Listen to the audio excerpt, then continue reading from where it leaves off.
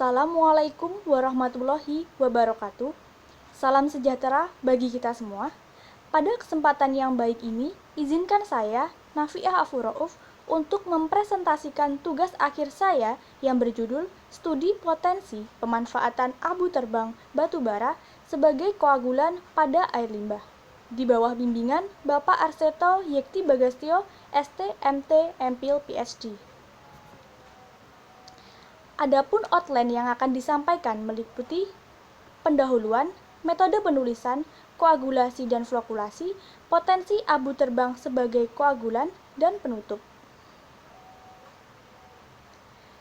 Abu terbang merupakan sisa pembakaran batu bara dari pembangkit listrik tenaga uap yang berdasarkan Peraturan Pemerintah Nomor 101 Tahun 2014 dikategorikan sebagai limbah bahan berbahaya dan beracun.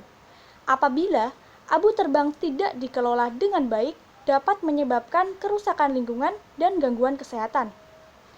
Di sisi lain, abu terbang ternyata dapat dimanfaatkan sebagai sumber silika, aluminium, dan besi. Kandungan aluminium dan besi inilah yang kemudian diteliti untuk bahan komposit koagulan.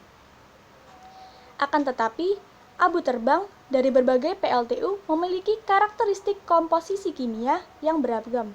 Oleh karena itu, dilakukan kajian terkait klasifikasi abu terbang berdasarkan komposisi kimianya.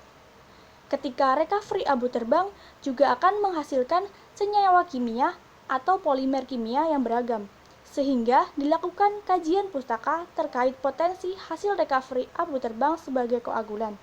Kemudian dilanjutkan dengan kajian efisiensi koagulan hasil recovery abu terbang untuk mengolah air limbah. Metode studi dilakukan dengan pengumpulan data sekunder. Data sekunder yang digunakan untuk sementara berasal dari 103 pustaka yang didominasi oleh jurnal sebanyak 79 dan buku 16 judul. Kemudian dilakukan analisis yang meliputi perbandingan komposisi kimia abu terbang, metode recovery, dan potensi pemanfaatan koagulan.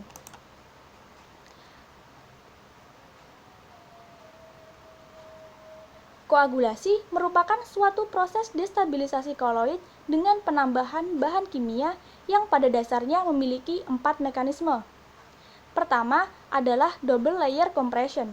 Secara alamiah, partikel koloid memiliki stabilisator yang disebut electric double layer, terdiri dari lapisan difusi dan lapisan stand.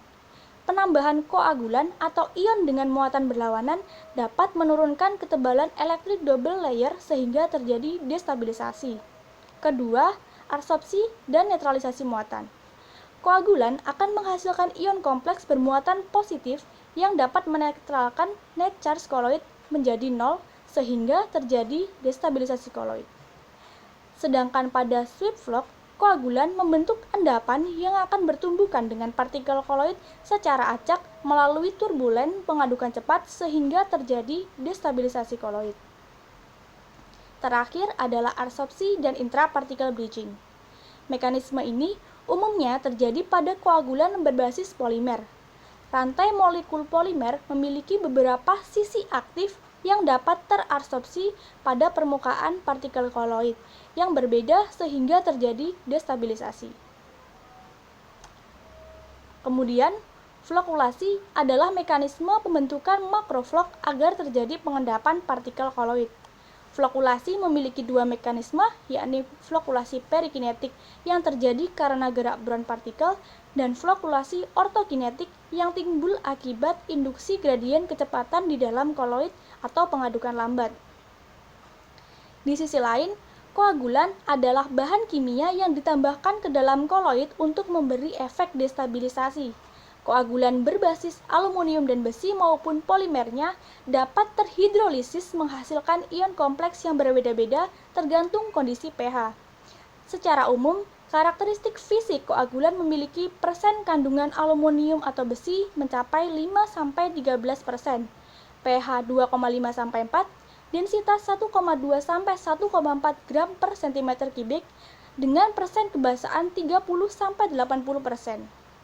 Sedangkan polyelectrolyte adalah organik polimer yang memiliki lebih dari satu sisi elektrolit pada polimernya.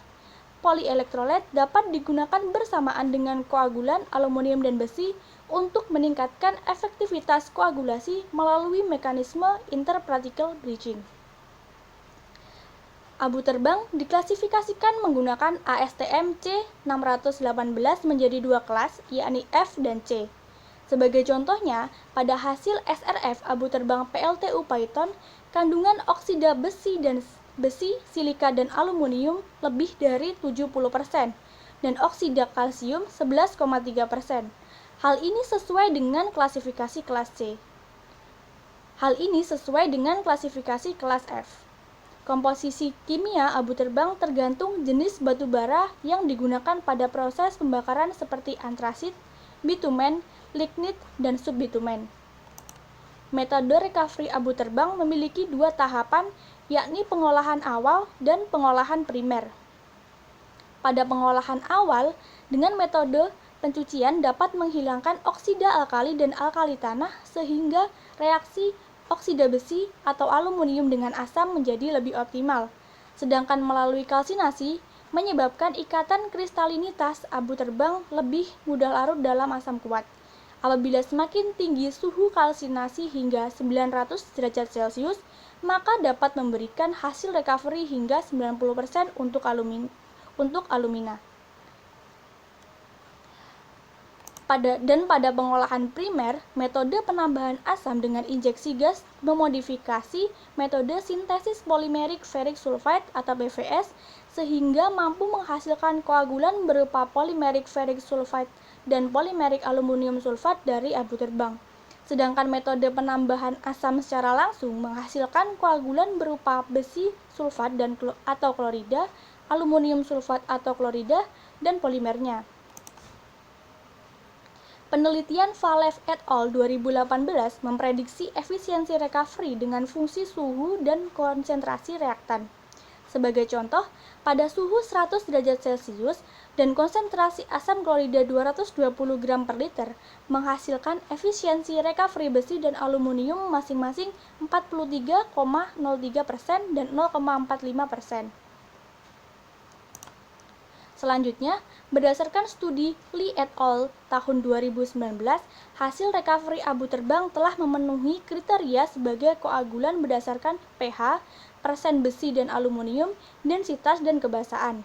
Potensi lain dapat dianalisis melalui pertama, uji SEM yang membuktikan bahwa koagulan abu terbang jenis polymeric aluminium ferric chloride memiliki morfologi lebih rapat dan luas permukaan dan densitas lebih besar yang berpotensi meningkatkan efisiensi air limbah dibanding PAC. Kedua, uji XRD yang menunjukkan adanya senyawa hidrat natrium aluminium sulfat serta ikatan-ikatan senyawa koagulan lain. Ketiga, uji FTIR yang menunjukkan ikatan FeOH-Fe dan AlOH-Al dari koagulan. Koagulan abu terbang dapat menyisihkan TSS dan COD lebih baik daripada PAC untuk air limbah sisa pencucian batu bara. Selain itu, koagulan abu terbang juga mampu menyisihkan COD dan TSS pada air limbah domestik, air limbah yang mengandung minyak cukup baik, dengan memanfaatkan mekanisme intraparticle bridging. Adapun kesimpulan studi pustaka ini adalah: pertama, terdapat 5 abu terbang kelas C dan 19 abu terbang kelas F. Kedua, koagulan hasil recovery abu terbang dibuktikan dengan kemiripan morfologi dengan PAC. Selain itu, hasil FRD, XRD, dan FTIR juga membuktikan adanya ikatan koagulan. Ketiga, efisiensi pemanfaatan koagulan dibuktikan dengan persen penyisihan kekeruhan, COD, dan TSS. Kemudian saran untuk studi selanjutnya adalah studi terkait koagulan yang berasal dari abu terbang dengan dominan oksidasi. Kedua, studi terkait metode pretreatment untuk abu terbang kelas yang berbeda. Tiga, studi terkait kandungan logam yang tidak dikehendaki dalam koagulan. Keempat, studi terkait peran silika dalam koagulan. Kelima, studi terkait korelasi pembentukan polimer dengan metode recovery maupun komposisi kimia abu terbang. Sampai saat ini, studi telah berjalan 85% dan 15% akan dilanjutkan setelah seminar kemajuan. Sekian presentasi dari saya, terima kasih.